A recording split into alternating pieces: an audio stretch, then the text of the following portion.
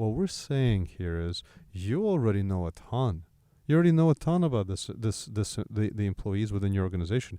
You understand from the payroll systems. You understand from task management, from productivity systems. You understand the collaboration. If you're working with the Microsoft ecosystem from Microsoft Graph, like you can understand you get certain signals about their calendar. You get signals about who they're communicating with, where you can start to look at individuals as networks. How do you take all this data together?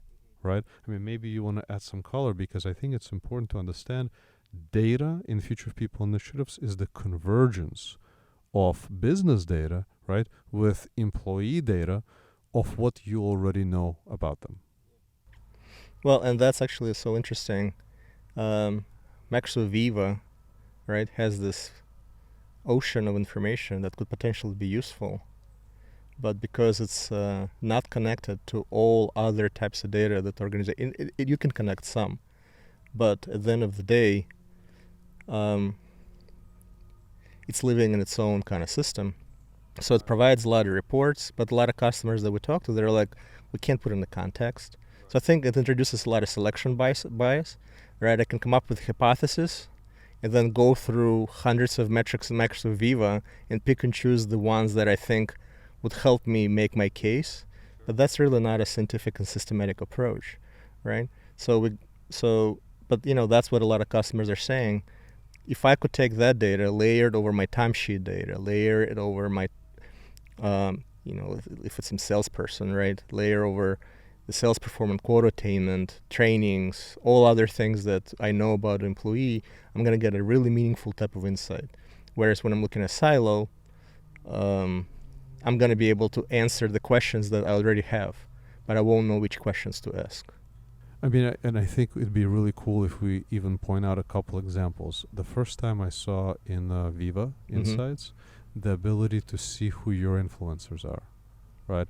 Here's the percent of influencers. Standalone. Okay, it's good, right? It has impact from a perhaps cultural aspect, from be it the softer side of things, whoa, wow, that was cool. You're getting the worst of that smoke here. I know, it's come my way. But you layer that with potentially the productivity, or you think about retention. Yeah. And now you've got that data speaks to you. Exactly. And then there's another one that I thought was really cool, which is, people that are burning out, sending emails at certain times of the day, things like that. Can you layer that with perhaps, satisfaction, productivity? Can you look at that with performance data and how, what does that mean? How can you better understand the data and the challenge for you to solve? Yeah. I think that's incredibly powerful. Yeah. But bottom line is the culture has to shift from this is what it takes to be a good leader and these are the things that you need to do as a good employee into being data-driven, right? So it's not just say, hey, look at this amazing product we have. Yeah. Right? It's understanding what is it people want to do. It's understanding what they're trying to do. Right? I remember when I went to my business school, we had somebody who was on Kodak, I think, board. And they were sitting in a board meeting. And they were talking about how they're making the best film right now. Like their film to make pictures is the best, so they don't need to worry about it. Like they've perfected it, and they had all the PhDs, and they were talking about how their film technology is the best in the world, and they finally achieved the nirvana that they're on top of the world, they will never be displaced. And this person I was talking to, he's like, and I'm looking at my phone, right, and I'm like, and he's saying like, we really need to be thinking about the digital, right? And those people were like completely disconnected. They're like, but we know we have the best film, right? Why would we need to worry about all this other stuff? We're like number one in the world. Funneled vision. They're in their own, chamber in how they see the world. They're reinforcing. I'm well familiar. I've made many of the mistakes myself. But now I look back at it. I also wonder now, how am I going to think about certain things today and say, oh my goodness, like that I was in the chamber.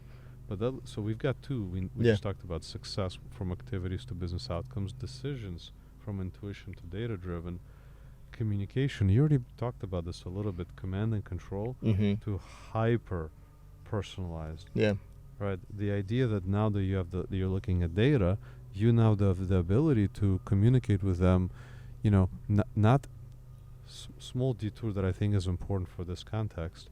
I've had a couple episodes and the discussions. The one that I think is really relevant is with Stephanie. We talked about, is customer experience more important than employee experience? And this idea that it's the human experience. Customer over here, employee over there. No, like, how do we unify it so they're communicating with you as if, you're human? Yeah. Right, so that's the third one, personalization. Is there anything you want to double click on that one? Yeah, I think we covered a lot of it earlier, but being able so sending the right message to the right person at the right time. Yeah. And just caring about doing those things, I think, is going to be new for a lot of companies. Well, that's the fourth, employee journey. Instead of reactive support, we're moving to deliberate care. Exactly. The way we talk about our customers, and the words deliberate care. Yeah. Probably 1,000 ways how to say that. Yeah. We're moving. Well, I've worked with a lot of customers back in my consulting days, and I have to say, like American enterprise, companies do care about their people.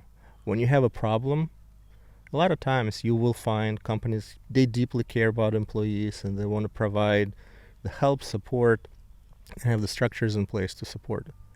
So we don't have a problem with caring about employees, but if you ask them what do you do to make sure to get ahead of those problems, right? That's where, like, wait a minute, right? So we can react to bad things that are happening, but what are you doing to prevent and get ahead of those things, right? So in some cases, if it's safety, right, because it's such a material impact, right, because one incident or accident causes enormous financial pressure burden on companies are super hypersensitive, right, and they go an extra mile to do well on with that regard. But outside of like these very common typical things, a lot of times companies are very reactive.